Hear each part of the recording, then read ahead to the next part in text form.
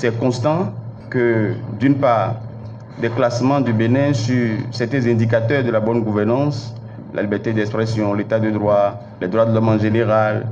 des classements sont là et montrent clairement que nous avons encore du grain à moudre, nous avons encore du travail. Pour des acteurs de terrain, lorsque vous allez à l'intérieur du pays,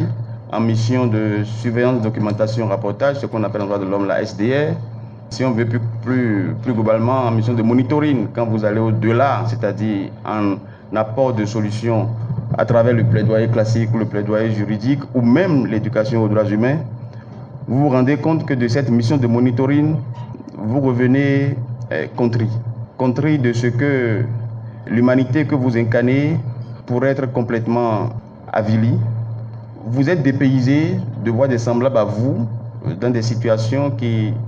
trahissent totalement, c'est-à-dire les engagements pris dans les conventions internationales, régionales, sous-régionales, des fondamentaux définis et consacrés dans la Constitution, et même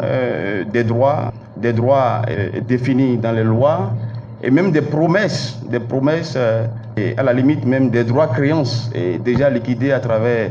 des politiques publiques en cours d'exécution qui étaient supposées, si bien exécutées,